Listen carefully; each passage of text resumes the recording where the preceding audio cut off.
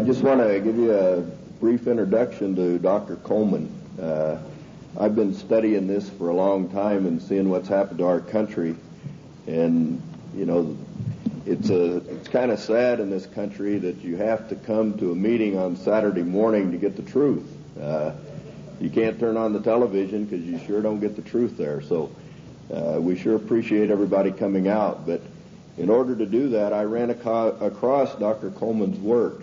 And when you've studied this and looked for the truth, and it's a pleasure to find somebody like Dr. Coleman that'll bring you to a new level of what the real truth, who's really behind what's going on in this country. None of this is an accident. This is orchestrated. This has been planned and plotted and is moving right along. And if the only thing that you can do is be informed and learn what's going on, who's really behind it.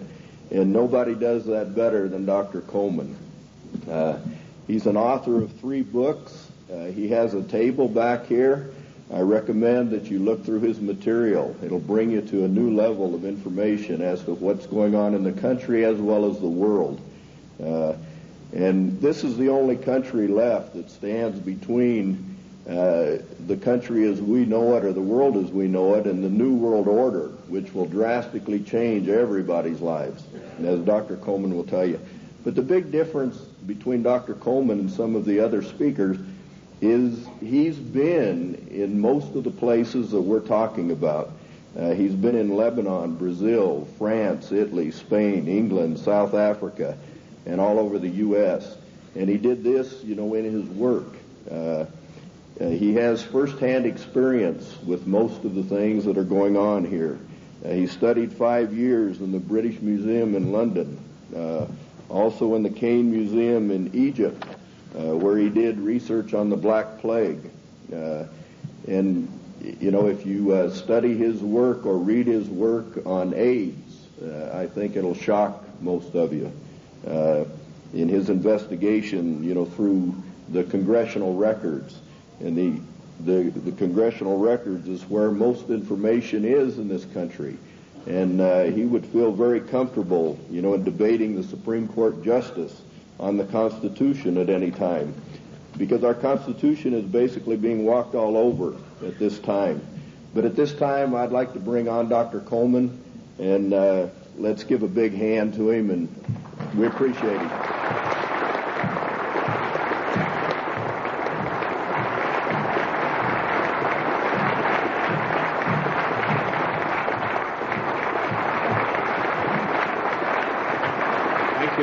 Thank you. Ladies and gentlemen, thank you for that great welcome. It's indeed a great pleasure for me to be among you here this morning. Looking at all these big fellows around the place, I feel a little small in stature, but I would remind you what Wellington told the German General Blücher at Waterloo when he rode up to inspect Wellington's troops. He saw the Scotch and the Irish Guards on the hillside. He rode through them and he turned to Wellington and said, "They're rather small, aren't they?" And Wellington said, "Yes, but they don't run away."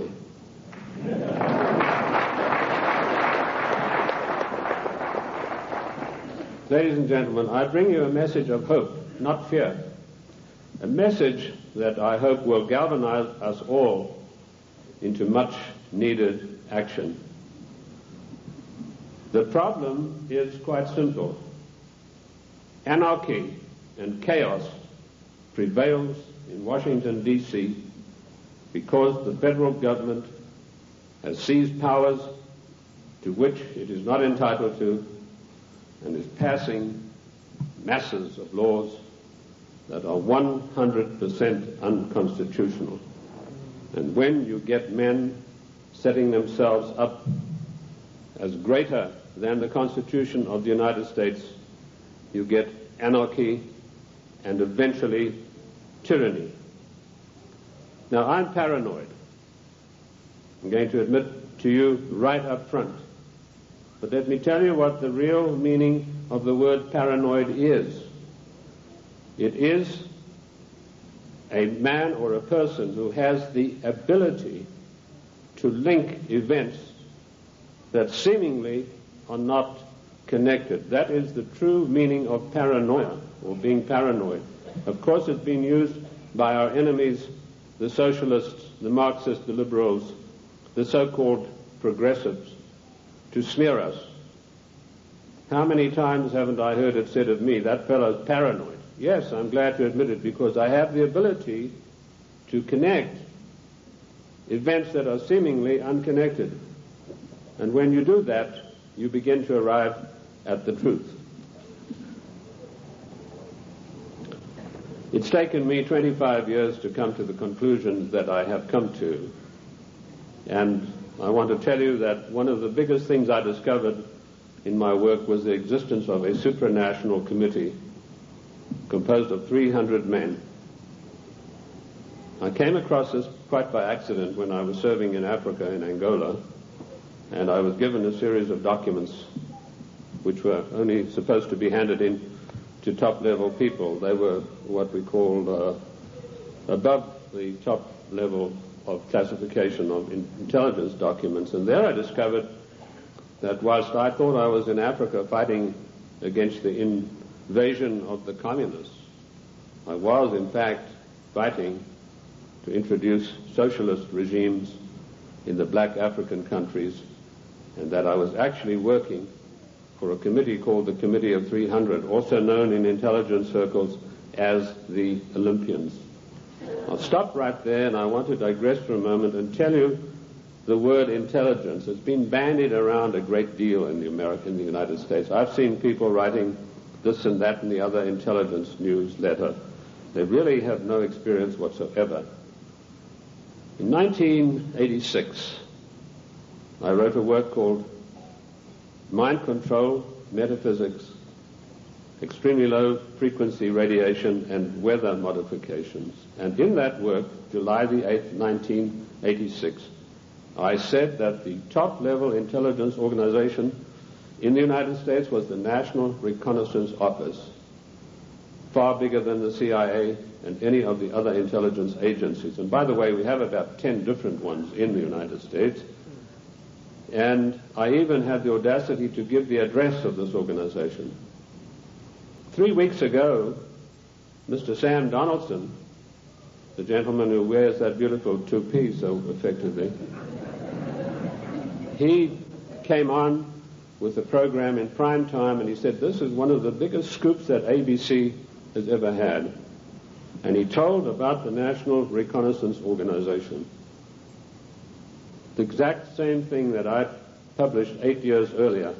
I tell you this to set the stage so that you'll understand I do have some experience and that I know that of which I speak. You know, the American people are somewhat like the Irish. I'm sure you've heard the story of the Irishman who got shipwrecked, and after many days he was washed up on an island, and as he staggered along the beach, some people came out of the trees waving spears, and he said to them, is there a government here? And they said, yes. He said, well, then I'm against it.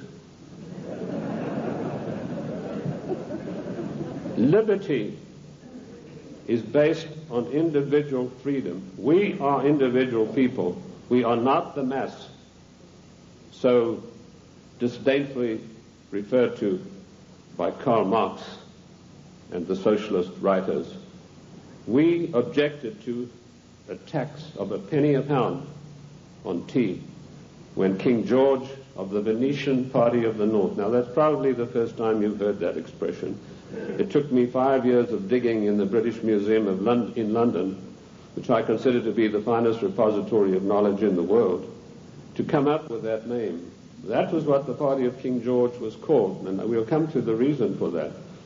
But our colonists said, we're not going to pay this penny a pound on tea. Today, we are being driven on our knees by a tyrannical government which is imposing all sorts of taxes upon us, and worse than that, trammeling on and tramping on the Constitution of the United States of America, which is the second greatest document in the world next to the Bible.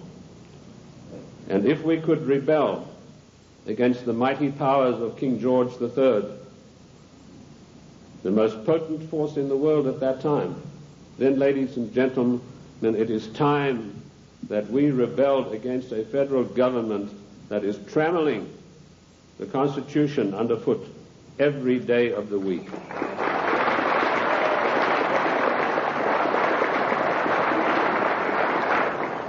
King George III of the Venetian Party of the North did more than that. He sent Adam Smith, a servant of the British East India Company, to formulate a policy which he called free trade. And by the means of free trade, Adam Smith, a greatly beloved economist of the Marxist, the Socialist, and the Liberals, hoped to bring the small manufactories and the industries established by the colonists to their knees. Let me tell you unequivocally that free trade is piracy. There is no such thing as free trade. We have to reject this constant brainwashing to which we are subjected. Free trade began with Adam Smith and the British East India Company. Now, who is the British East India Company? They played a massive role in the history of the United States of America. Only you are not taught this in your schools or in your universities, but you need to know. In my book, The Committee of 300, which took 20 years of research, and incidentally, I was only a little bit behind with Karl Marx. He spent 30 years in the British Museum in London, where he got most of his things from. I point out that the British East India Company was the most powerful trading company in the world. They made their massive monies out of the dope trade. They first grew prime poppies in Kew Gardens in Kensington, London, got the best producing opium poppies. They then shipped them to Benares in India, where they began a massive plantation of poppies, opium producing poppies. They then used their famous tea clippers to transport the poppies in the form of raw opium to China. And by their military force, they imposed an opium policy on China that turned the Chinese nation into a nation of addicts. And they enforced this policy, which was known to the royal family and Lord Gladstone, the Prime Minister, and every one of the lords and ladies in England. And they made a massive, huge fortune. In researching these documents in India House in London, I came across some of the manifests of the old tea clippers and the numbers of kegs of opium they carried and the values. And I totaled up these things, and I found to my astonishment that if we took 1970 as an optimum year for profits in General Motors and Ford, in 1 year, the opium trade with China was 3 times the profits of the combined profits of Ford and General Motors in 1970. And this was shared by 300 people. That was the committee that ran the British East India Company. They all had equal voting rights. They could not outvote each other, and of course they were sworn to secrecy. The descendants of the British East India Company today run the United States. And I will hope to prove my thesis as we go along. They also interfered in the development of the United States on every occasion. They armed the Indians, they armed the people against the settlers who were pushing west. They ran the Hudson's Bay Company. They also ran so-called mission stations in China and got these missionaries who were really not missionaries at all to push opium on the Chinese. And I remember a conversation with the late Gamal Abdel Nasser of Egypt, Prime Minister of Egypt, President of Egypt, and Mohammed Aikel, one of the top journalists, with Zhou Enlai. And Zhou Enlai told him, he said, you know, the Americans and the British made China a nation of opium addicts, and now with the Vietnam War, it's our turn. We are going to make the Americans a nation of opium addicts. So you can see the influence, the evil, baleful influence of the British East India Company upon the great nation of the United States of America. They were the ones who financed the war. They put up the money for the British troops to buy the Hessian mercenaries and to fight the colonists. Those brave 3%, let me remind you that only 3% of the people took arms and stood up against the mighty army of King George III. We are 3% here this morning, but that's enough for us to withstand the mighty force of the federal government of the United States of America.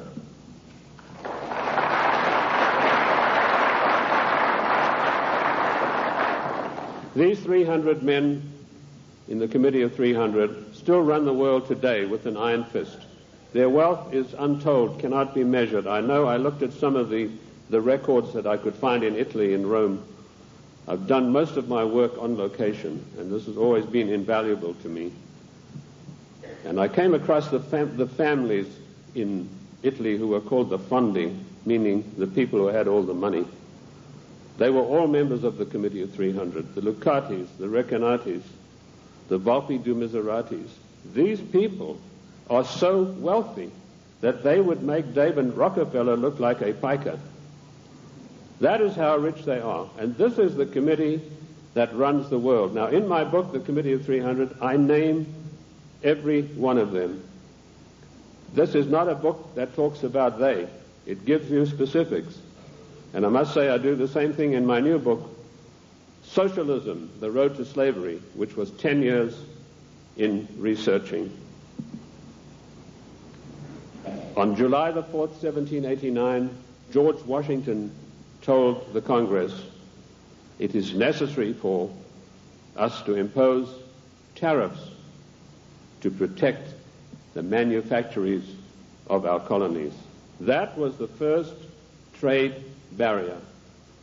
Now, let us dispose for once and for all with the words that have been implanted on our minds, like isolationist, and you are for restricted trade, and you are against global trade. The United States of America did not grow great on global trade. The United States of America grew great on the hard labor of the people who lived in those days and the wise protection barriers put up by President George Washington, because immediately after the war they tried, the British, to try to down the United States through so-called free trade, which is nothing but piracy. Free trade, ladies and gentlemen, is a one-way street which allows other countries to dump their products on our markets to the detriment of our own people. That's what free trade is. It's strictly a one-way street. The trade barriers were increased by Lincoln, Garfield, and McKinley, and all three presidents paid with their lives for that policy. Disraeli was particularly incensed with Lincoln. Disraeli was the British Prime Minister at the time, and he ordered British MI6 to assassinate Lincoln, which is what they did, the same way as British MI6 publicly executed President John F. Kennedy at a later time.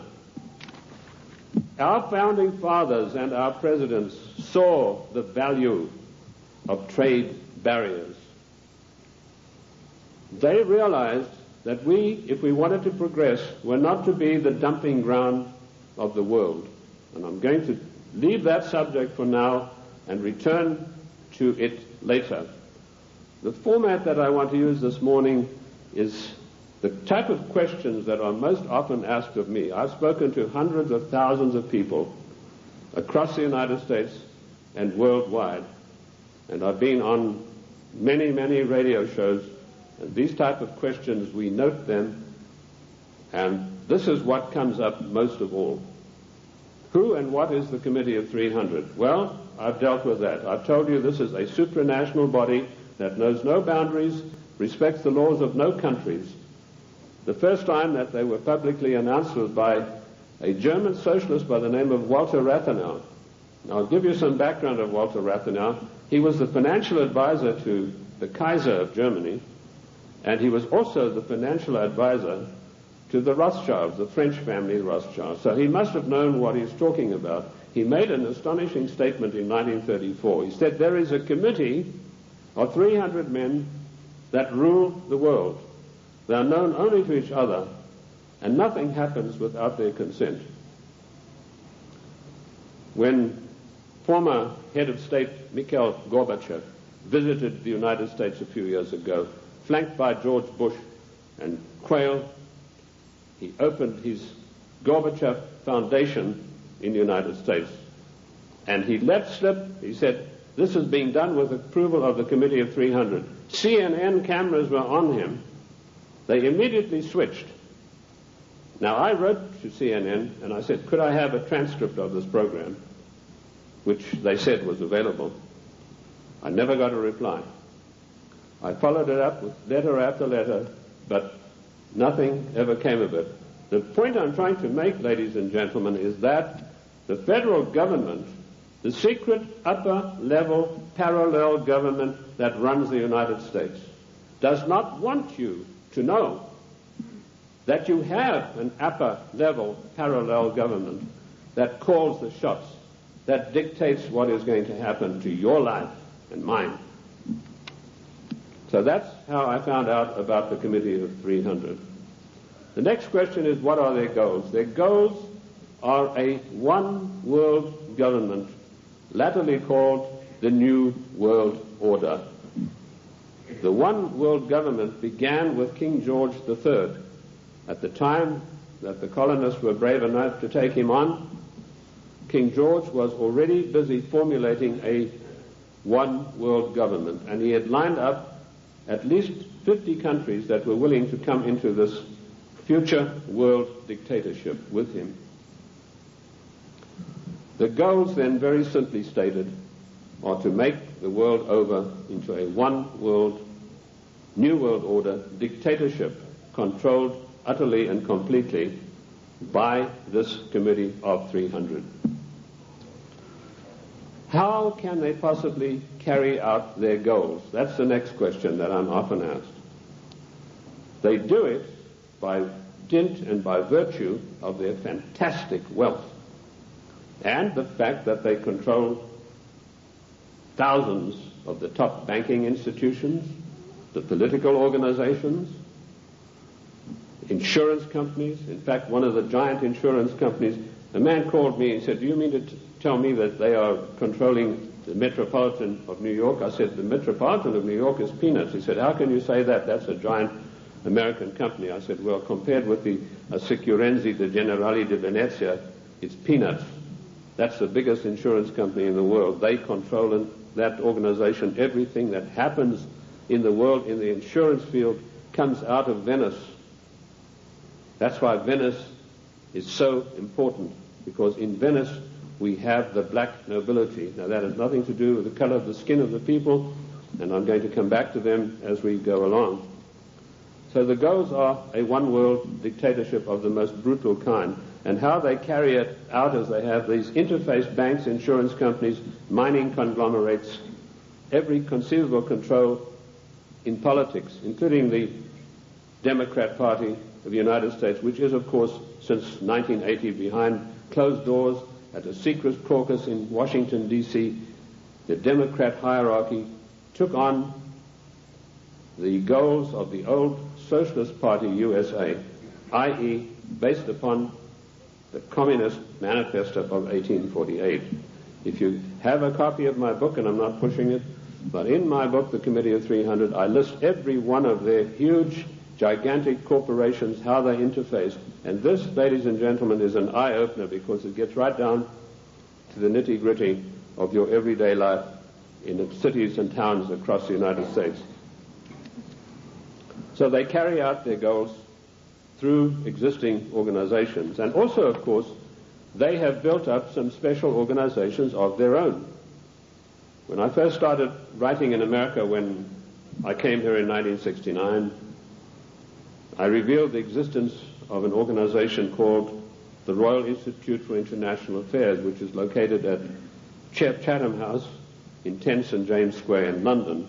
I also revealed the existence of the Club of Rome, the Cini Foundation, the Mont Pelerin Society, the Order of St. John, which was known but not known. And I listed all of these secret societies that run the world as executive arms of the Committee of 300. So it controls the world through all of these. The Royal Institute for International Affairs is the executive arm of this committee, which gives instructions to the United States government to this very day. The chain of command is as follows. Every Secretary of State that has been appointed since 1919 is appointed by the Royal Institute for International Affairs. That may come as a shock for you. You think you vote and you put a conservative in the White House, and then he appoints supposedly or allegedly conservative people to carry out the policies that you wanted him to implement. Surprise, surprise. I ask you to find me a conservative Secretary of State since 1919. And if you search diligently and apply the correct rules, you will come out blank. Every one of the Secretaries of State was chosen in London by the Secretary of State, as was Wilson, the President Wilson, as was Roosevelt, as was James Earl Carter. He was specially chosen because he'd had 3 mental breakdowns, and they felt he would be a good guy to manipulate. Oh, I'm talking facts. I'll tell you the story of that. In my World in Review news magazine, I wrote that, James, I'm digressing a bit here, but it's necessary to do that now and then. It's not a sign of a bad speaker, although I don't put any laurels around my own neck. But James Earl Carter was not a known entity in the American scene. I first heard of him through my intelligence contacts, particularly my French sources, who were one of the best in the world after MI6, and he told me, your next president is going to be a peanut farmer from Georgia.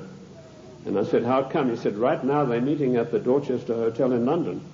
And if you get your fanny over there, he said, you'll find that there's a lot of goings on you might like to look at. And lo and behold, that's what was happening. The Royal Institute for International Affairs had ordered David Rockefeller to find a candidate who was totally weak, preferably a little mentally weak. And they put one of the greatest brainwashing specialists in the world, trained by the Tavistock Institute for Human Relations, Dr. Peter Bourne, on the job. And he said, it's funny you should say that. One of my patients is a guy from Georgia, James Earl Carter, and this guy can't take rejection, and he's been to me 3 times for a nervous breakdown. So they hiked Carter over to London and feted him at the Dorchester Hotel, which is a very ritzy place. And they feted him and wined and dined him. And the next thing we saw, Time, Newsweek, every newspaper in the country, James Earl Carter. Now we, in our little magazine, World in Review, we told those of our subscribers, this man is your next president. We also did exactly the same thing with William Jefferson Clinton, because we had the story of the Club of Rome. We knew who Agnelli was. We knew that Agnelli had had a huge love affair with Mrs. Pamela Harriman, and that Mrs. Pamela Harriman was the doyen of the Democrat Party, and Mrs. Harriman had been given the task of finding the next president of the United States, a socialist. And she picked up Clinton and said, you're our boy. But there's one snag. Clinton went up there, brushing his forelock back, said, well, you know, there's one problem. My wife's left me. So Mrs. Harriman was dumbfounded. She said, well, you better give it back in a hurry. And he said, no, she doesn't want to come back to me because of my trice with other women. That's how he put it. My philanderings would have been a better word, but he said trice with other women. So Mrs. Harriman sent for Mrs. Clinton, and she duly came to New York, and she sat her down and said, look, if you want to be the first lady of America with all the attendant prestige and power, you better forget about your husband's philanderings and get right back to him. And that is precisely what happened. And when I heard that had happened, I knew this guy was the next president. And we wrote that in our news magazine. And sure enough, a year later, here came marching into the scene William Jefferson Clinton. So the RIA, the Royal Institute for International Affairs, does control everything that happens in the United States. They give their orders to the Morgan Guarantee and Trust Bank on Wall Street. And the chief executive officer of that organization is Dennis Weatherstone. And he duly relays the orders over to the Secretary of State, whoever that happens to be. And he then relays the orders to the President. There was one exception to this, and that was during the illegal, 100% unconstitutional Gulf War. Now, I'm going to use a word, and I apologize to the ladies for this, but I need to tell you this graphically to illustrate the power that the Royal Institute for International Affairs exercises over the affairs of the United States of America. When George Bush was hesitating and didn't know whether he should get into the Gulf, or not, the Prime Minister of Britain, Mrs. Margaret Thatcher, came over to the Committee of 300's headquarters at the Aspen Institute, Colorado, and this is the phone call that she had with George Bush. She said, "George, this is Margaret. Apologies to you, ladies president. Get your ass up here. I've got some orders for you about the Gulf War." And Bush went scurrying up there like a little messenger boy, and the next thing we know, there was this massive outpouring of propaganda to start a war against the nation of Iran, a nation that had never done this country one iota of harm. I use those illustrations in order to give you the extent of the control that is exercised by this Committee of 300. There are many other societies that are operating for the RIIA. The Illuminati, which has been around for many, many years. I've written a work called The Illuminati in America, 1784 to 1994. A lot of people think this is an ancient secret society that's gone away. They think that Adam Weishaupt had a quarrel with the Catholic Church and that's it. Don't you believe it? 13 of the top families in the United States are in the Illuminati today, and they have a big say on everything that happens politically in this country. Then we have the Society of Cincinnati, which I don't think many of you will have heard about. That is an ultra secret society to which every president of the United States is forced to belong, including our so-called conservative presidents. And I point this out to you to show you that it doesn't matter who is in the White House. This Committee of 300, through the Royal Institute for International Affairs, through the Council on Foreign Relations, exercises complete control. But their strongest arm is called the Club of Rome. Now, when I first heard of the Club of Rome in 1969, I immediately began my investigation. And as Ken told you, all of my investigations have been done on location. Every one of them. The Club of Rome is one of the most insidious, baneful organizations in existence today, which has done intolerable, immeasurable harm to the United States of America. This Committee of 300 told a man called Aurelio Pecci to form this Club of Rome with the main object of bringing down the industries and the agricultural development of the United States. He immediately wrote a paper in which he said there are too many people on the earth and that the United States, with its industrial development, its agricultural development, is responsible for this curse of overpopulation. And he picked up the documentation for his work from Lord Bertrand Russell, a senior statesman of the Committee of 300. And Lord Bertrand Russell had written a work called The Impact of Science on Society. And if you can ever secure a copy of that book, which I doubt you'll be able to get, you will see in there that he said the world is grossly overpopulated and we have to get rid of at least half of the world's population, and it doesn't matter how we do it. So the Club of Rome was instituted and organized to start an attack on the world's population using the United States as the whipping boy. And they came up with a paper called the Zero Growth Post-Industrial Plan for Industry and Agriculture for the United States of America. 3 days after that plan was accepted as official United States policy by James Earl Carter, I was able to, through my intelligence people, get a copy of this insidious document. Basically what it said was that the middle class in the United States of America had to be destroyed because in the coming push to a world order, the middle class would be the stumbling block because history had shown that the peasant class in ancient days, when they had revolted, were just easily crushed. There was no resistance. But now had grown a new super class of people in the United States called the middle class, who had long-term employment, who had job security, who were well paid, who could afford to buy the products that were made by the United States and didn't need to buy products from China or anywhere else. And the Club of Rome post-industrial zero-growth paper said this has got to stop. We have to bring down the middle class of the United States. And the way that we will do this, the way that we will accomplish this task, is by crushing their industries.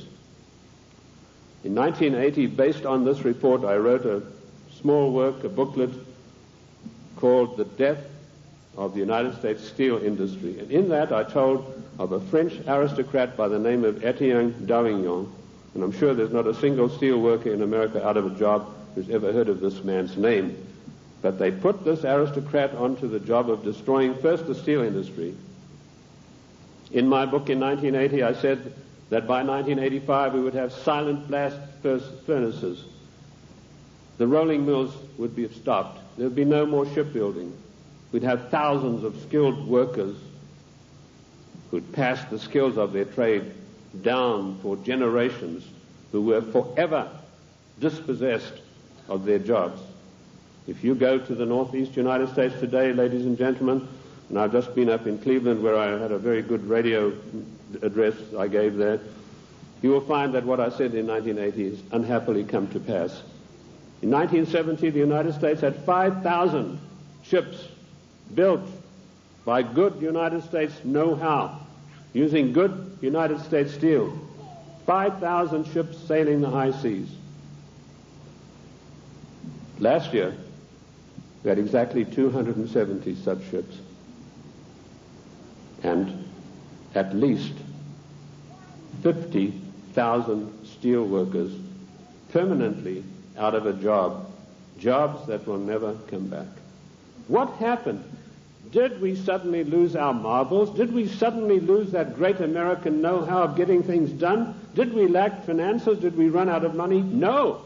None of those things happened. What happened was this dastardly Club of Rome had sent their emissaries to the United States to deliberately destroy our steel plants. And they did it by opening the doors of so-called free trade. And everybody who signed the NAFTA treaty and everybody who signs the GATT treaty when it passes is a traitor and a seditionist.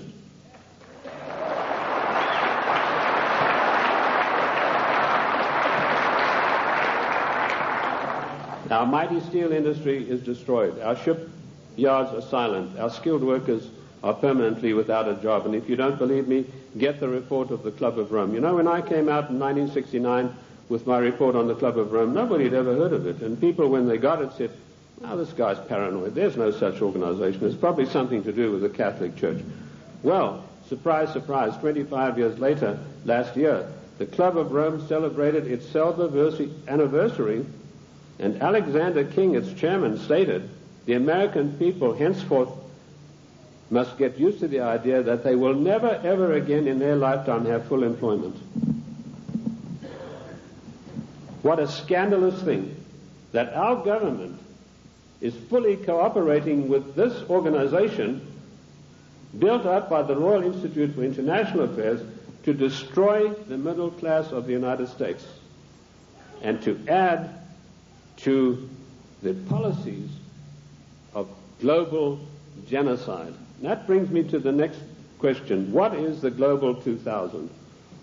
Once again, when I heard about this policy,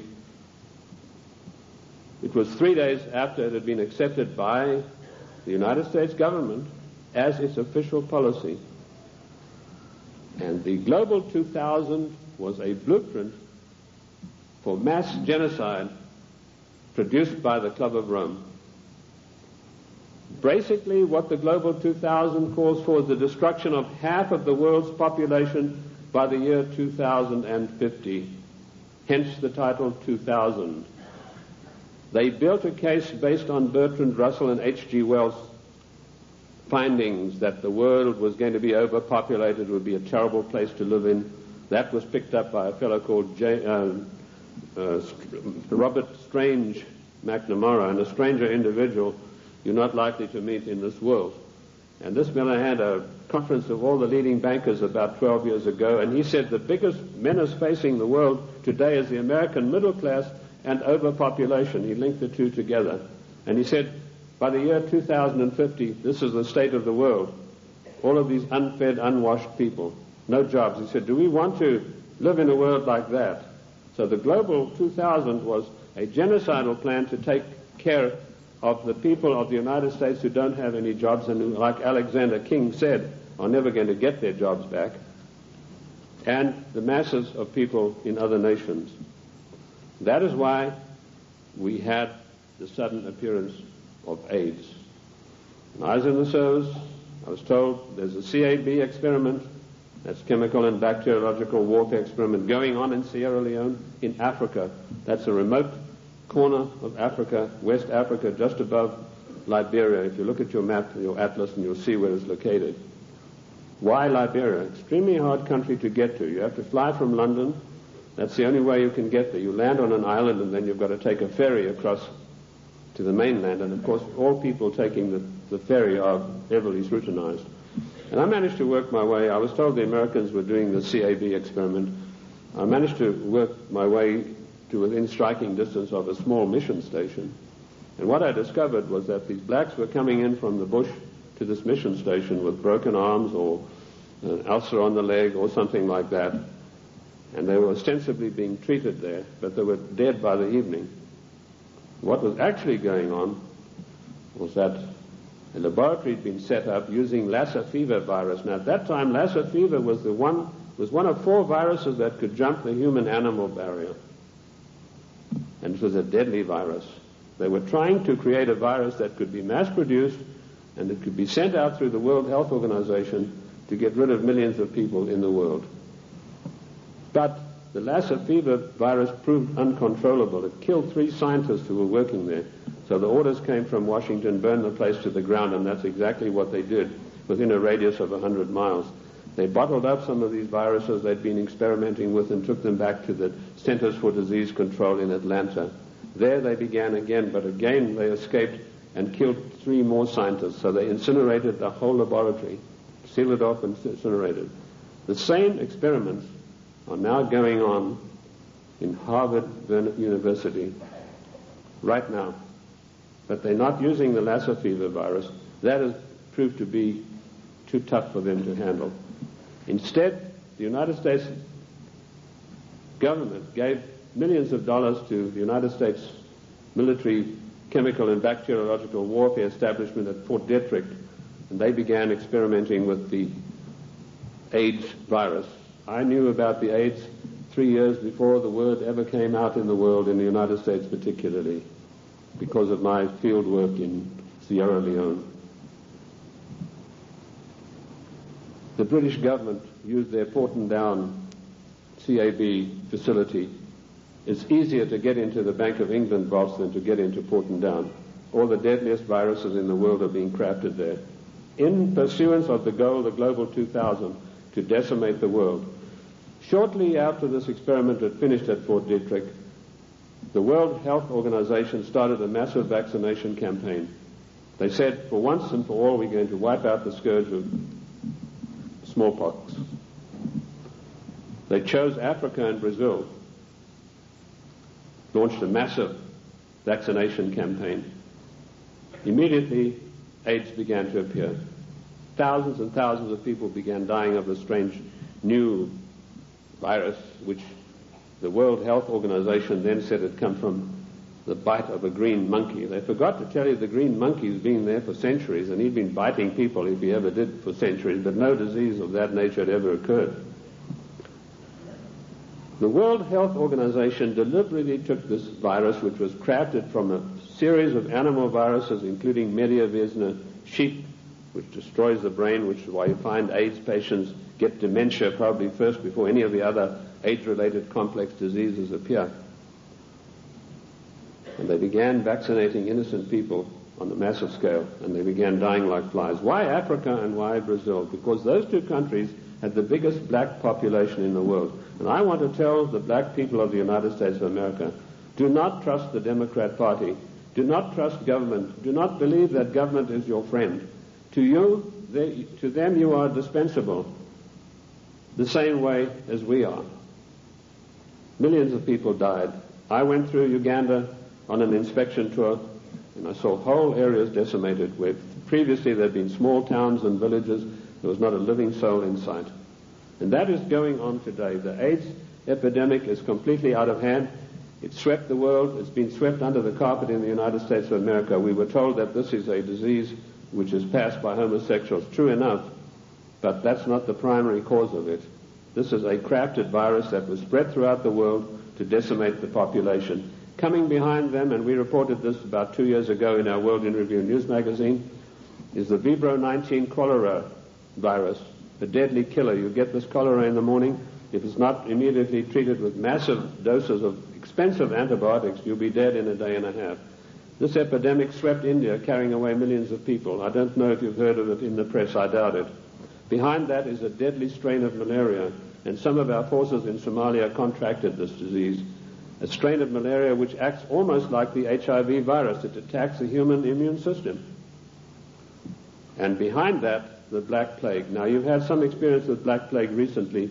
Experiments were conducted in this area and in California with the Black Plague, distributing them, these plague viruses, to definitive areas by means of enfolded scalar waves using extremely low-frequency radiation, which was a warfare technique developed in 1934 by the great Soviet virologist V.A. Gertchev. This is not Buck Rogers stuff, ladies and gentlemen. This is today's deadly truth. So some of the Indian reservations were targeted, and all of a sudden they began dying of Black Plague.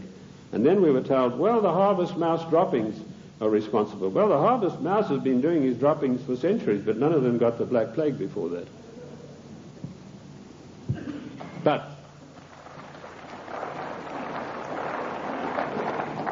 what happened immediately following the so-called population control meeting in Cairo?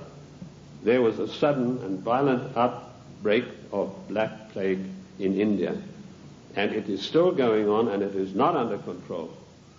This is all part of the Global 2000 mass genocide plan. I know something about the Black Plague because in my research in the British Museum I discovered that the black Venetian nobility had none of their families or members had ever got the Black Plague. Yet the Black Plague, as you know, swept through Europe and killed half of the population of Europe. But none of their families ever got it. So I began seeking for the answers, and I found them in the Cairo Museum. So people said, well, how come, if these things are true, how are they going to protect themselves? They being the Committee of 300, their servants and their families, they have the means of protecting themselves by certain types of herbal compounds mixed with sugar. And they also have, of course, the protection of extremely low-frequency radiation, where using the technology developed by the great virologist Gertchev, who proved that every living thing on this earth has a vibratory cycle, and he was able to measure the vibratory cycle of various deadly viruses, and by vibrating them double their cycle, he would kill them instantly. So that's one of the defensive weapons that these people have got that will kill the plague if they ever get it. The same technique, of course, will kill cancer cells. But the medical profession, run by the Rockefeller family, who own all the pharmaceutical companies, do not want you to know this, because when you go in for the doctor, he's going to write you a prescription for a chemical drug. There's no chemical drug benefit out of extremely low-frequency radiation vibration. No profit to these people. So that's the Global 2000. Decimate the world's population, and particularly hit hard the United States middle class. How are they financing all of this stuff? They're financing it through the Fondi, who I mentioned to you earlier, the Venetian black nobility. Now, why are they called the black nobility? They're called that because of the vileness and the evilness of their deeds. These families date back to the 11th centuries, the Lucatis, the Recanatis. They were called, and the Guelphs, by the way, I'll come to them, they're particularly interesting. They were called that because of the evilness of their deeds. They made Lucrezia Borgia look like a Sunday school teacher. They had so much money, which is the outcome of the drug trade, the years of investing, the years of gaining control of every mining, mineral, gold, oil, natural resource of the world, that they can afford to finance these things. So the black nobility are the ancient aristocrats of Venice and Genoa, and they called that because of the nature of their deeds. The black Guelphs were one of the worst of them. Now, interesting enough, the Queen of England, Queen Elizabeth II, is a Guelph. She's not a Windsor. This was a title that was evolved in 1935 by her father to put researchers off the track.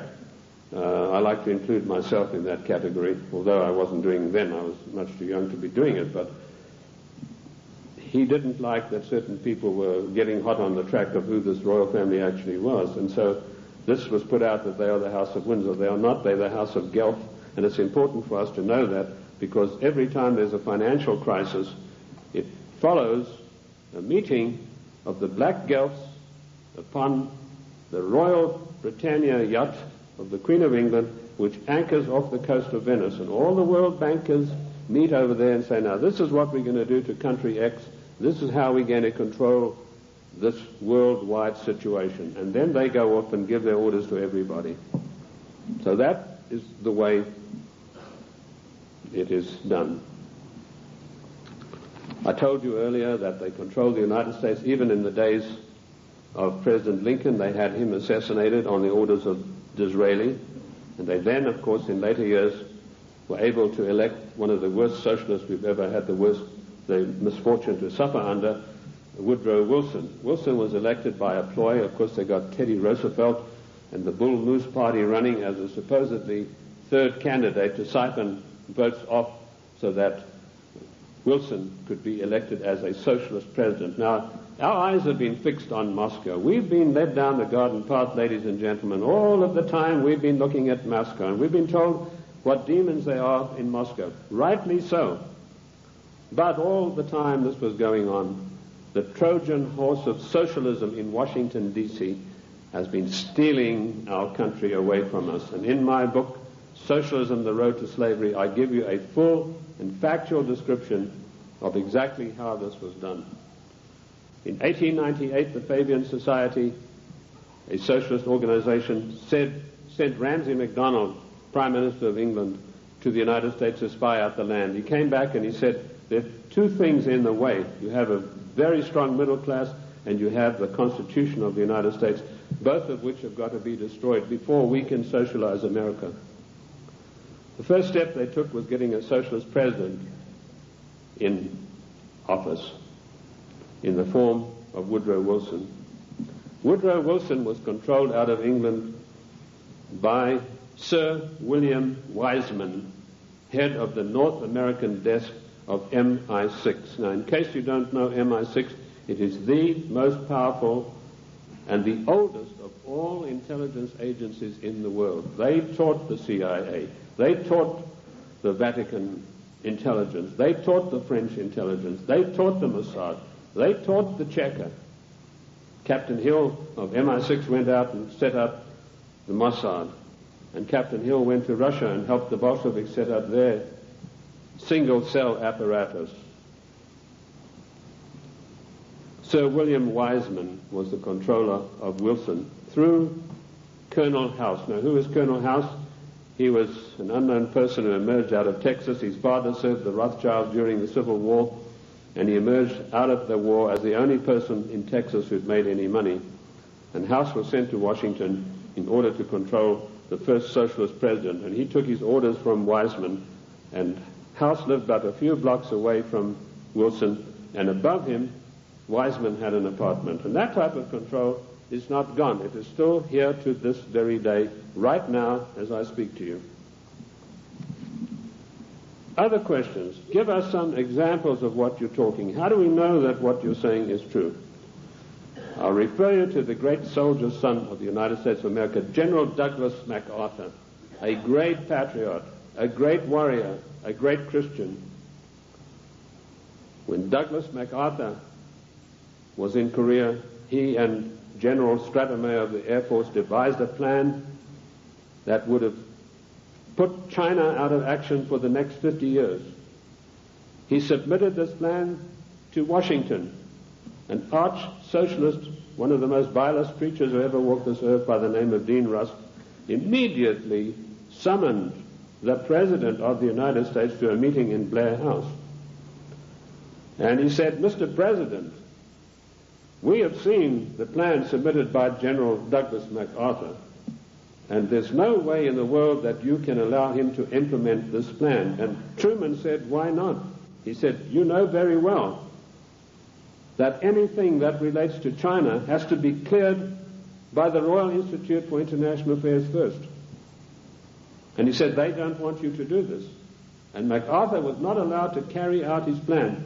And 50,000 sons, beautiful Americans, were slaughtered on the battlefields of Korea needlessly because of orders from the Royal Institute for International Affairs. And that same institute is controlling President William Jefferson Clinton to this day. MacArthur was eventually bowler-hatted on the orders of the British government. I mentioned earlier the death of John F. Kennedy. Given the methods that are well known in intelligence circles of how to get rid of bothersome people, it would have been a very simple matter to make it look as though Kennedy had died of a heart attack or some other natural cause. Instead of that, in order to warn every president that would follow in his wake, every powerful person in this country in the know, you do not kick over the traces. You obey us, or you will see what will happen to you. Kennedy was publicly and brutally executed in a plan carried out by British MI6 under the control of Sir William Stevenson and his lieutenant, a Canadian citizen by the name of Major Louis Mortimer Bloomfield. Now, you won't get that in any of the accounts of the Kennedy assassination. You'll find it in my book, The Committee of 300. You'll also find it in my monographs about the Kennedy assassination. Who are these people? Sir William Stevenson ran American intelligence throughout the Second World War out of the RCA building in New York. His second in command, a Canadian citizen, Major Louis Mortimer Bloomfield, ran Division 5 of the FBI counterintelligence. You want examples of how Britain controls this country? I have given you them. I've also told you that every Secretary of State since 1919 is selected by the Royal Institute for International Affairs on the orders of the Committee of 300. Why is this?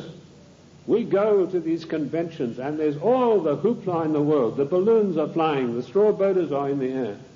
Bush has been elected conservative president. Reagan has been elected. What happens in reality? The Secretary of State, who's charged with carrying out the policies, subverts each and every one of them. You show me a Secretary of State that has acted in the best interest of the United States of America since 1919, and I will give you the only money that I've got in the bank, which is about $1,500. You're welcome to it, because I know that you will not be able to do that. Every Secretary of State has subverted and acted in a treasonable manner towards the people of this great country.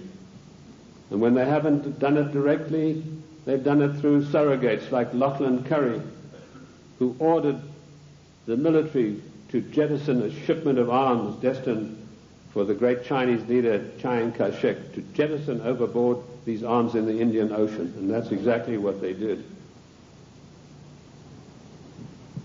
We think that we elect our presidents. Ladies and gentlemen, we do not elect our presidents. They are selected for us long before we'd even heard of them. And I've given you two examples this morning of how this is done.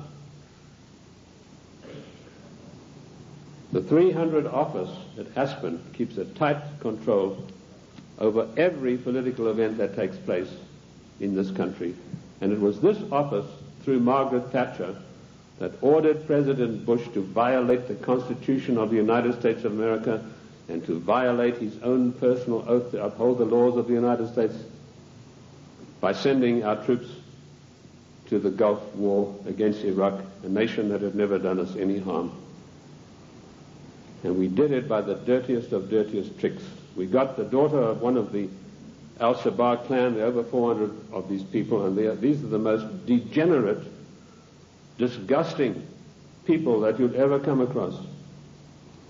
The ruler has 140 wives. He doesn't have them all at the same time. When he gets tired of one, he says, I divorce thee 3 times, and she's gone. When the Iraqi troops came in there and they turned it over to the Red Cross in Geneva, 140 marriage certificates.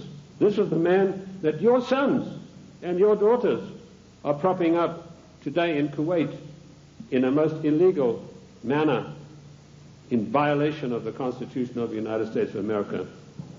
And Bush did a Texas two-step around the Constitution.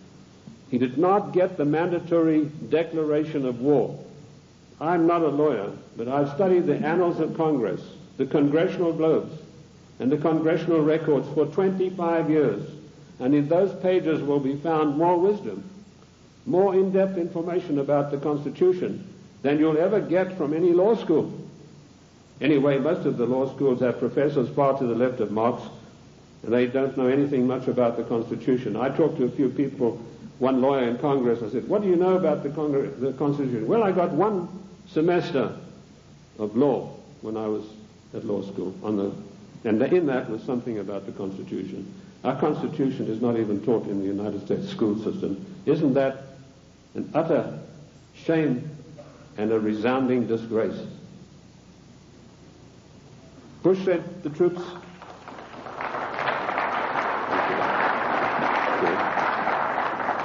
Bush did not get a constitutional declaration of war. This is a very difficult area of the Constitution. It's probably one of the most complex areas of the Constitution. It's a 5-step process that involves both houses making separate declarations, then joint declarations, then the army has to be informed, and then the public has to be informed, and then we have to be told whether this is a private war or a public war, i.e. whether all the armed forces are going to be employed or only one branch.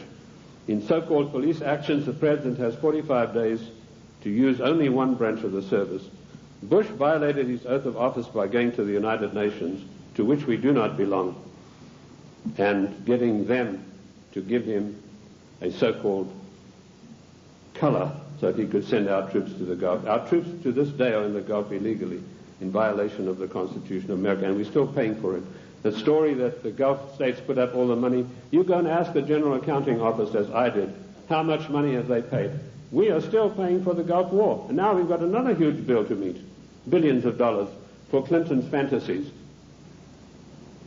To go out there and support this disgusting Al-Shabaab clan. I don't know if you know the story of Kuwait. It's really a horrendous one. I don't want to get into that too much, but that land was stolen from the Iraqi people by the British imperialists. They came in and drew a line through the sand right through the middle of the most important oil fields that had just been discovered, the Rumelia oil fields. Thenceforth, this is going to be called Kuwait.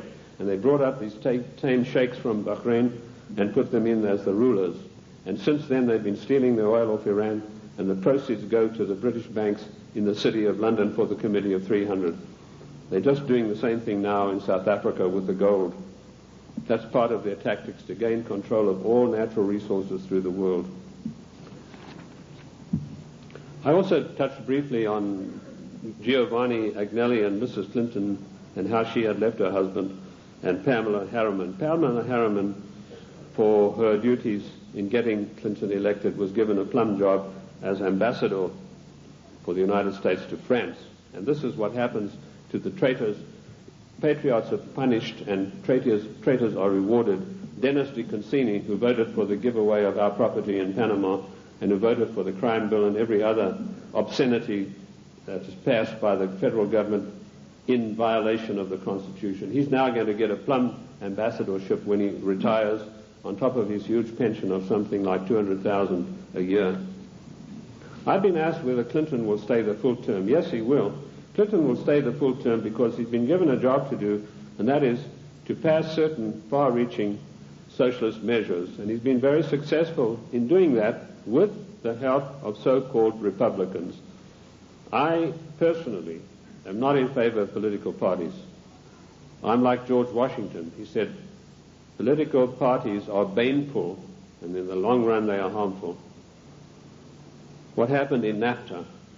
A so-called conservative, Mr. Newt Gingrich, who I wouldn't trust as far as I could throw him, went out and acted as the floor manager, as the party whip in true parliamentary style, and he whipped up 132 Republicans, so-called, to support NAFTA. And no doubt he will do the same thing with this dreadful GATT treaty, which is coming up in a vote in the lame duck session. So he's going to run, and I'll let you into some information which I just got a few days ago from French intelligence. Clinton would not be able to run on his record or anything that he's done or anything meritorious. So what he's done, he sent emissaries, and this is the first time you're going to hear this. You might hear it in 1996, but this is the first time you're going to hear this now. He has sent emissaries to Iran to dig and promise huge sums of money to any of the Iranians who will come up with the actual documentation of the scandal where our prisoners were kept there until Reagan was elected the president. And if he can come up with this documentation, he's going to keep them. In 1996, he's going to come out and say to America, I have here documentary proof of how bad your Republicans are, President Bush and Reagan. Look what they did. And on the strength of that, he hopes to run in 1996. That's what he's doing now. He's taking the money that he's not entitled to, and he's using it to bribe the Iranians to come up with these documents. I don't know that they will, because I think they like him even less than I do, and that's saying a lot. What is the Clinton agenda? Clinton has been instructed to socialize America, and let me tell you that the enemy in Washington is more to be feared than the enemy in Moscow. I've said this for years. What does socialism do? It forces changes upon people that they do not want and do not ask for. And we've seen how dangerous that is when we look at the programs that were supposedly programs invented by the United States government and by the presidents. A man called Stuart Chase, an arch-Fabian socialist, wrote a book called A New Deal. Frances Perkins, who was the first female socialist cabinet minister appointed in the United States in the Roosevelt administration, she got hold of a copy of this book and she ran to Roosevelt and said, look, this would be a marvelous program for you. So in the 1932 Democrat and by the way, don't call them the Democratic Party because they are not. We are a confederated republic. We are a constitutional republic.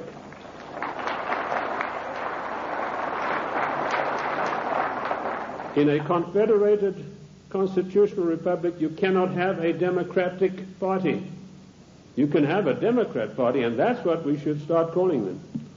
But she ran up, and Roosevelt was so enamored with this deal that in 1932 they hastily changed their platform, and he came out and announced his New Deal, which is a verbatim, word-for-word program taken from Stuart Chase's book, Socialism, A New Deal. Then when Kennedy came along, he adopted a wonderful new program called The New Frontier.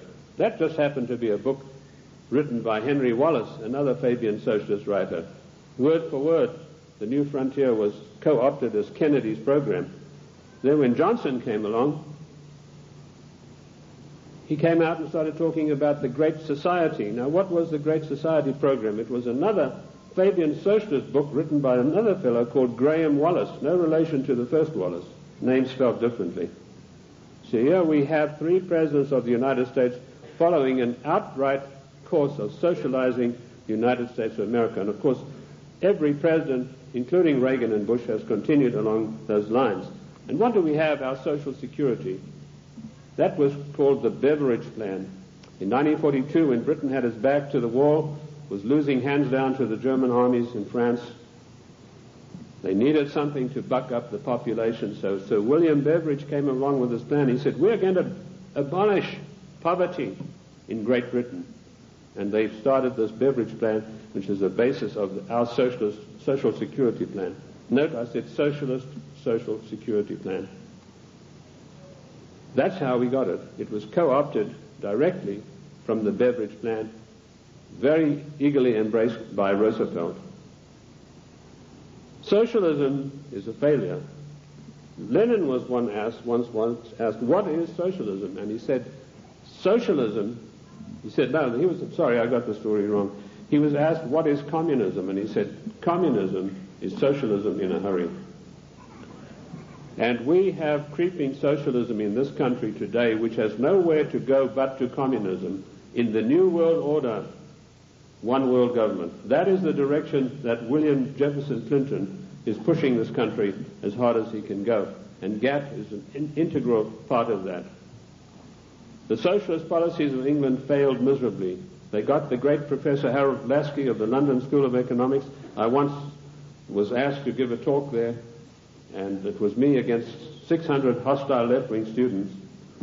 And I had a pretty torrid time of it to start with, but in the end I did get a very good hearing from them. But that same Professor Lasky was sent to the United States to see how the Constitution could be got around. And he said, there's one good way we have to do it. We have to break down this provision that says there's no transfer of powers between the three branches.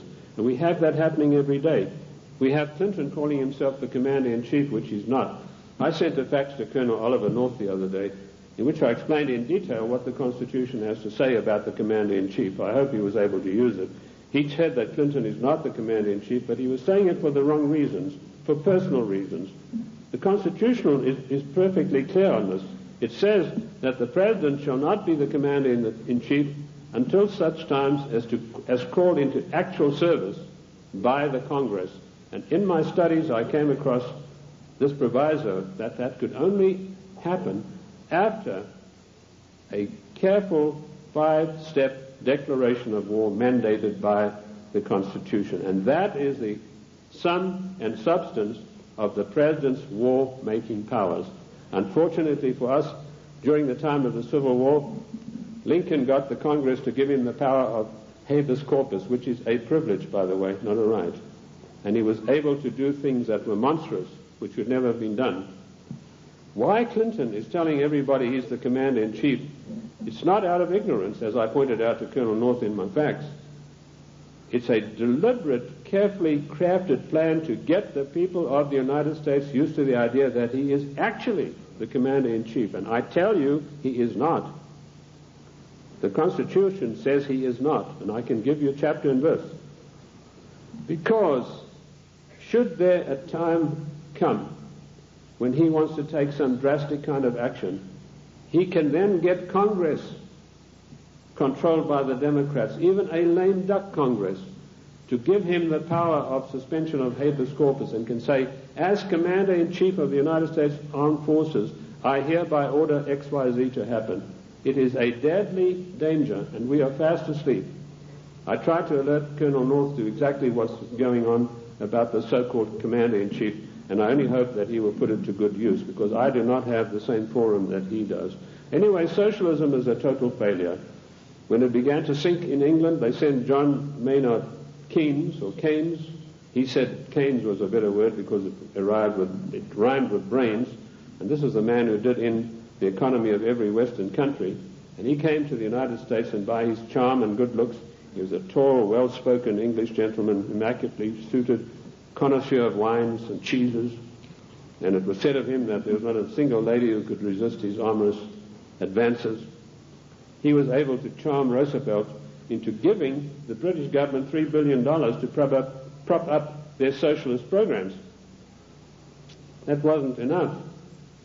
They then sent Harold Lasky and John Maynard Keynes for a second handout.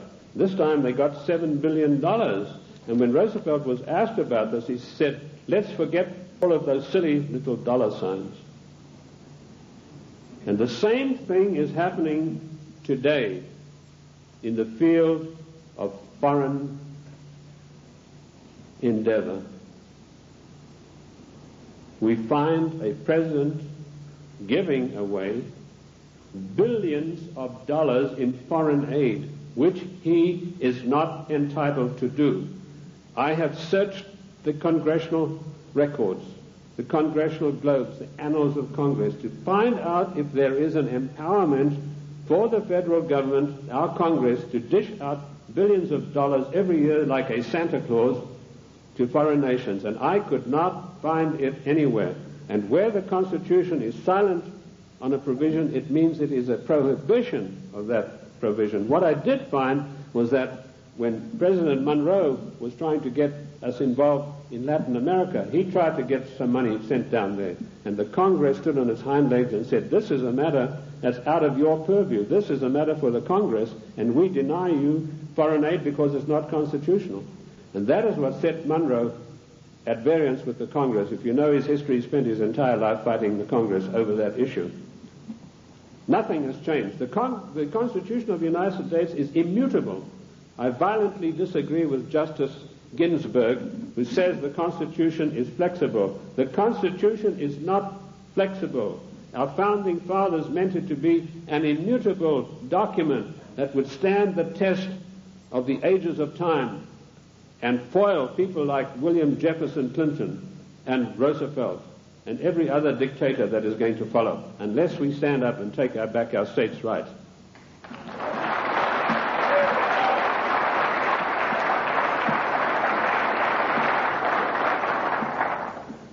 What is the political future of the United States?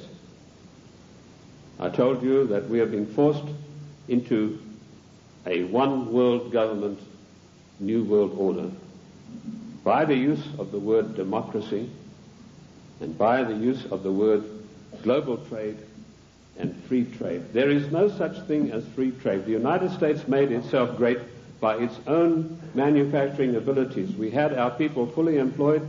We had our people who could buy all the products that we made. We did not need global trade. If people wanted the privilege of selling on our markets, they had to pay customs tariffs. And did you know that up to 1913, all the money that it took to run the United States came from customs tariffs? We had no income tax. And in 1913, we had a surplus of $5 billion after all our bills were paid. Now comes Socialist Wilson, and the first thing he does, he calls for a joint session of Congress, and he said, we've got to stop this isolationist. Ladies and gentlemen, this word isolation is a smear word. It's intended to deceive you. We do not need global trade. We need full employment. We need our people back in full-paying jobs. We need our industries revitalized. We have today 40 million unemployed Americans, and Alexander King has stated the policy of the Club of Rome, followed slavishly by William Jefferson Clinton. Americans can forget about full employment in the future forever. 40 million, those are the real figures. We have 25 million people underemployed, people with great skills who are acting as doormen in hotels, flipping hamburgers, for God's sake. These people, and they talk, Mr. whatever his name is, Reich or whatever it is, he says, oh, the Clinton administration has created 2 million new jobs. Well, I don't like to pick on his size, but I think it's gone to his head, if you get the drift of my meaning. There's no 2 million jobs of any magnitude being created. He's talking about makeshift jobs. We have the biggest underpaid, underemployment class in the world today, and we have the middle class totally destroyed by the Socialist administration, and Clinton is hand in glove with him and going along with him as fast as he can go. We have become the dumping ground for the world's products, and that has put our people out of jobs, reduced our standard of living, the object of the exercise being that one day we shall be no better than a third world country as far as our standard of living. Take the shoe industry. In 1950, only 4% of shoes sold in America were imported shoes. Every president that came along knocked down the tariffs against shoes, imported shoes. Today you have China, Taiwan, Malaysia. 84% of shoes sold in America come from those countries, which means a total unemployment in the shoe industry of this country of over 250,000 people. Isn't that a scandal and a disgrace? That we open our doors and allow these people who we subsidize with foreign aid to come back and dump their products and put our people out of work. In future, historians are going to say, this was the maddest nation on earth to allow this insidious war to be waged against them. And that's what it is, ladies and gentlemen. This is a war to the death for the United States of America. The only thing that is making it unrecognizable as a war, there are no big drums being beaten, there are no flags waving, but we are being insidiously destroyed in a trade war. And GATT is a coup de grace to kill off the American middle class for once and for all. And while in passing to GATT, did you know that one of the provisions, I've read the 26,000 pages of this GATT document, and I want to tell you, I don't believe a single one of our senators or our members of the House have read this document. One of the provisions that I found out is at birth, once GATT is in control, every child born in the United States will have to have an IRS number. Another thing that I found, the GATT financiers, and this is a massive bureaucracy, are going to come in and they are going to limit the type of dividends that you can earn on your investments from bonds. What happened? Immediately this news broke, the gnomes of the bond market took their money and they fled to Basel, Switzerland, and they put all their money in the Bank of International Settlements in gold, Swiss francs, and that's why you have the attack on the dollar going on today. This is a war to the death against the people of the United States. The Committee of 300 wants to reduce us through socialism into a nation no better than the third world countries. Look at this insidious GATT treaty. Do you know that the United States, the mighty United States, has one vote, the same as Kenya or Haiti? And we are going to pay 7/10 of the huge bill. And this organization is going to supplant the laws of this country. One of the provisions of the WTO is that their board will be able to go in and demand of individual states that they change their laws and take us to the courts if we don't do it. Where is the president who said he would uphold and protect the individual states and their rights to a republican form of government? This GATT treaty is one of the most insidious, unbelievable attacks on the United States that I've ever come across. Let me tell you that if the Russians were to drop a couple of nuclear bombs on Washington, and that might be such a bad thing, let me tell you that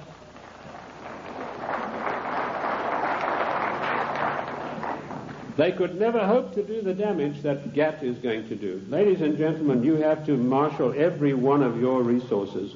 This GATT treaty has got to be fully debated.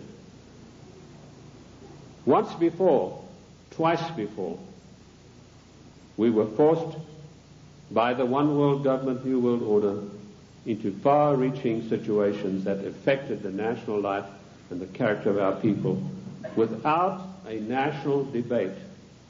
The first one was the so-called United Nations question mark treaty. In 1946, this treaty was forced through the Senate by an exercise of arbitrary power. Arbitrary power is forbidden by the Constitution. Yet you have Comrade Dictator Mitchell, the leader of the Senate, saying he's going to allow about 2 days to debate GATT, which is 26,000 pages of documents. That is an exercise of arbitrary power. If we had any men of guts in the Senate, so-called conservatives, they would walk out en masse and say, we are not taking part in this effort to denigrate and destroy the Constitution of the United States of America. And you can imagine what an effect that would have.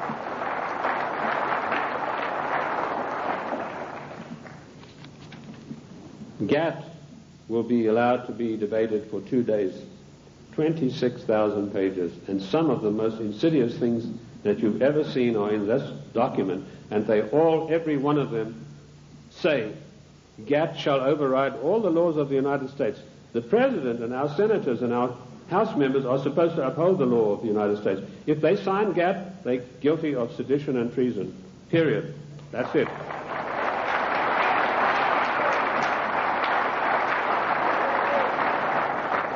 This came as a natural outflow of the United Nations Treaty. I found there that 5 senators, listen to this for a disgrace, ladies and gentlemen, 5 senators actually read this United Nations document. Again, it was 53,000 pages long. 5 senators, and they had 3 days to read this document, and it was then rammed down the people of the United States. I want to tell you that we do not belong to the United Nations. One of the greatest constitutional scholars it was ever my great pleasure to speak with was the late Senator Sam Ervin, who told me there's no way under the noonday sun that we could ever have joined in the United Nations. We did not join the United Nations, and we do not belong to it now. I've written a little work called Is the United States a Member of the United Nations? And you'll find in there I give you chapter and verse constitutionally why we cannot be. 1965 we had another national calamity without a national debate. The Democrats reformed immigration. Now notice, every time some far-reaching thing happens, then the socialists come along with the reform. It's to reform health, which, by the way, Lenin said a national health plan is the arch of socialism. So now you know where Clinton got his national health program from. He took it straight out of the Communist Manifesto of 1848. They were not satisfied with immigration as it was. The bulk of the people came from those who were related to the Jeffersons, the George Washingtons, the Davy Crockett's. They were not satisfied with that. Without a national debate, without asking the people of this country by your leave, the Democrats in 1965 forced through an Immigration Reform Act that totally changed the face of the United States and will totally change us. And one of the architects of that was the same Dean Rusk, the swine who stopped MacArthur from bombing the Chinese back to the Stone Age, and, of course, Nicholas Katzenbach. I want to give you some statistics. Now, people have accused me, they said, you are a racist. First of all, the word racist is a very modern smear word. If you look in the dictionaries in 1919 onwards, it did not exist. What they really mean to say is you are a racialist, i.e. a person who's proud of your race. I'm not saying this against any group, any nationality. I want to show you how the socialists, without our permission, without a national agenda, without a national debate, will change the face of the United States. In 1984, the people from traditional immigration stock made up 74% of the total population. By the year 2080, less than 100 years from now, we will make up 39.5% of the population. And it goes on. The Hispanics were 9.4 in 1980. They'll be 15.4. The Asians, 2.4, will be 13.3 of the population. In other words, the traditional Americans of the Davy Crockett, George Washington, the people Monroe said would make a real contribution to America, will be in the distinct minority. And this is thanks to the Democrat Party, who in 1965, without by your leave of the people, changed the rules. And now they've got us blindsided by concentrating on illegal immigration. Illegal immigration is nothing. That's a small problem. The legal immigration that was authorized in 1965 without your permission, that's where the big problem lies. These statistics were provided to me by a man called Lee Bouvier, who was one of the leading advisors to a former INS official. And of course we know that abortion is another way in which the population is being diminished. I have challenged judges all across the country to show me in the United States Constitution, where is there provision for abortion? And I've yet to see. Oh, they say in the Fourth Amendment. Don't you believe it? The Fourth Amendment has nothing to do. It doesn't mention the word abortion. And where a word is not mentioned in the Constitution, it is a prohibition of that word. There's no such thing as free choice. This is a communist doctrine brought to this country by a woman called Madame Calonte. Madame Calonte you've probably never heard of, but she is the inventor, the author and the finisher of NOW and NARL and abortion. It's all in my book, Socialism, The Road to Slavery. Where do we stand now?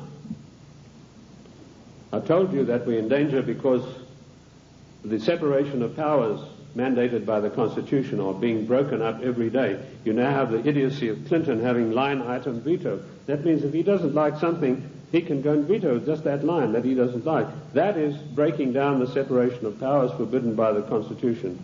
Also meddling in trade. The President has no right to be meddling in any treaty whatsoever.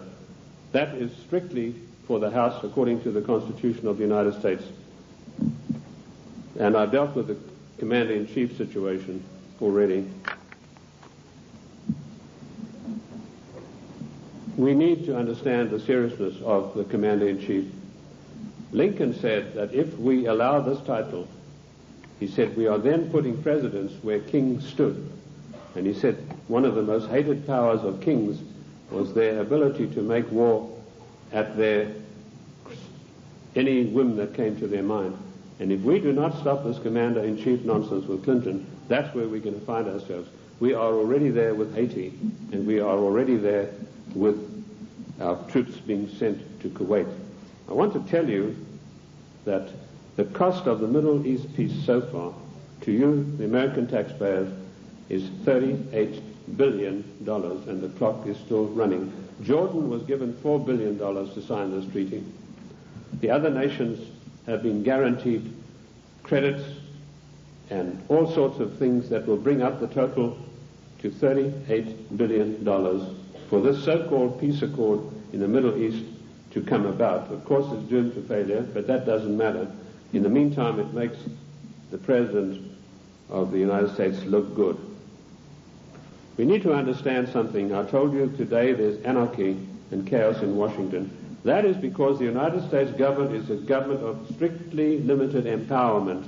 It cannot just willy-nilly go making bills.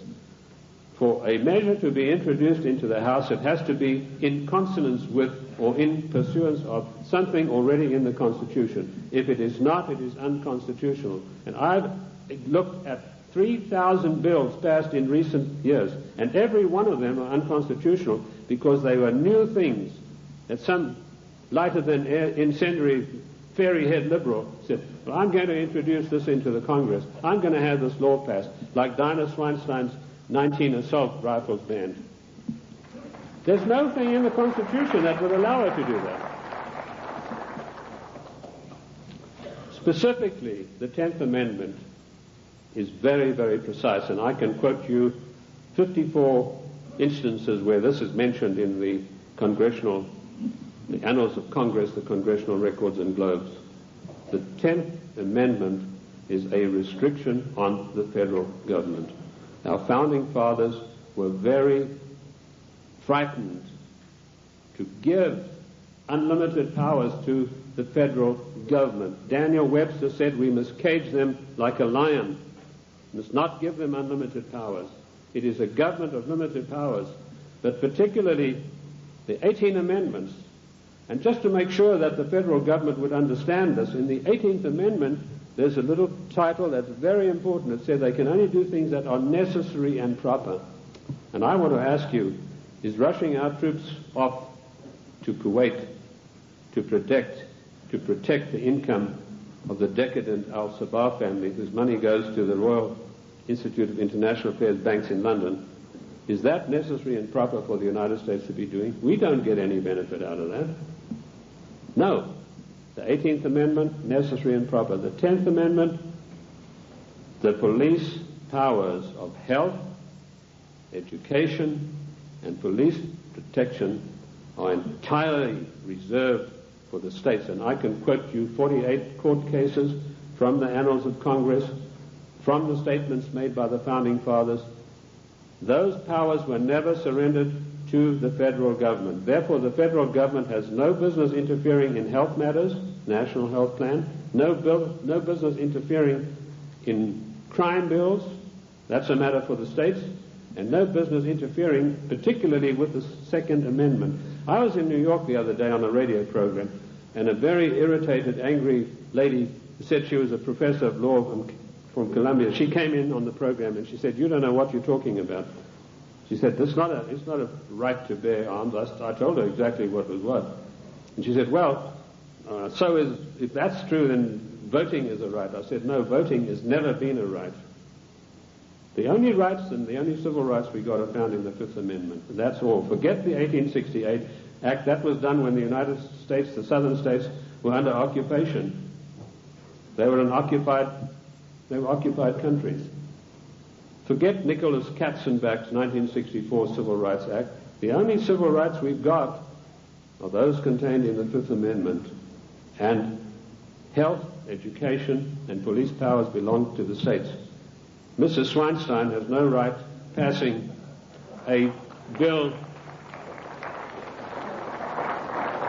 classifying 19 types of assault weapons. What is an assault weapon anyway? Any gun is an assault weapon. That's what you use guns for. You use it to shoot people or animals or protect yourself. Any gun is an assault weapon. A knife is an assault weapon.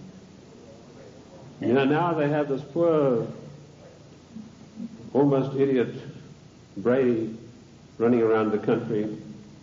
They're using him shamefully to push for gun control. This man doesn't know whether he's Arthur or Martha at the moment. This is not an issue of gun control. This is an assault on the Constitution of the United States of America in total. You cannot take one part of the Constitution and attack it and exclude the others. And this is what it is. It is an attack upon the Constitution of the United States of America. We need to understand about GATT. I'd like to go back to that a little bit. Michael Carpenter, the Attorney General of Maine, and 46 other Attorney Generals of the states wrote a letter to Clinton last July, and they asked him, please, Mr. President, let us have a national conference of all Attorneys General of the states on this matter.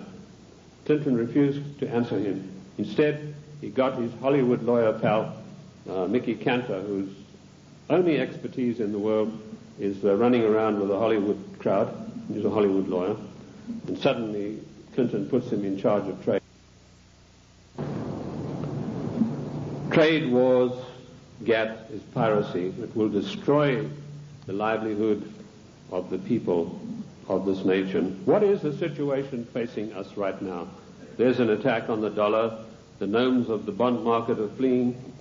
I've written a work called The Economic Implosion, Year of Crisis, 1995, in which I predict the collapse of our economic system as we know it today in pursuance of the GATT Treaty. One of the things I know for a fact that this will be an implosion, i.e. our system will collapse on the ground of which it now stands. It's not going to be an explosion that will scatter everything. And we know that GATT will come in and say how much you can get for your interest. They will also put the International Monetary Fund in charge of our finances, and banking in this country will be in the control of 5 major banks. That will help to control the situation and further destabilize the country. That is the aim and object of all of this. Once a nation is destabilized, it's very easy to deal with it and push it into a socialist new world order, a one world government. Ladies and gentlemen, I want to say to you today, the time has come for us to recognize that we are 50 individual nations. We have all the rights of an individual nation. We gave only limited empowerments to the federal government.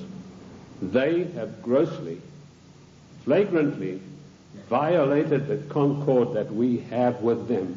Therefore, we, the masters, have the right to go to Washington and tell them, the servants, henceforth this concordat is severed, unless we understand from today all of these unconstitutional measures will be rolled back and a new system will come into being. The Federal Reserve Bank, that private enterprise bank, will be put out of business.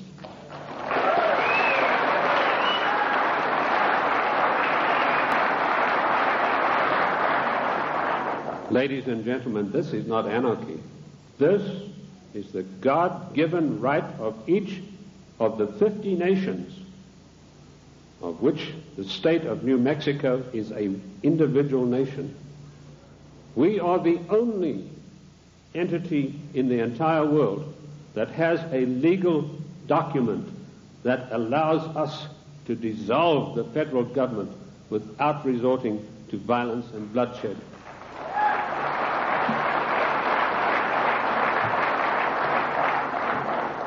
Ladies and gentlemen, I can tell you from my own experience that I have seen a rising tide in this country in the last 5 years. And I say to you today, in my closing remarks, let us catch the wave. My own plan is to form an organization, a foundation, if I can get people with money to back me, where I will teach what I've learned from the Constitution, what I've gleaned from the annals of Congress, the Congressional Globes, and the Congressional, to maybe 100 educators, lawyers, if you will, other people who are interested. Teach them what I know, which is enough for them to confound the Chief Justice of the Supreme Court of the United States, not to mention those fairy heads we have in the House and Senate. They, in turn, will spread across the land, teaching others, and they, in turn, will teach others until we have a grassroots movement that is spread across this nation of people who really know, not just to recite the Constitution, but know all of the provisions, the ins and outs, the nuts and bolts, who, when somebody like Mitchell says, we're going to give 2 days for this gap treaty to be debated, 1 million people will demand and tell him that you, sir, are exercising arbitrary power and you shall not be allowed to do this, and quote the Constitution. We could do that with every one of these unconstitutional measures. It is the federal government that is creating anarchy, not we, the people. Thank you, ladies and gentlemen. Thank you. Thank you. Thank you. Thank you. Thank you. Thank you.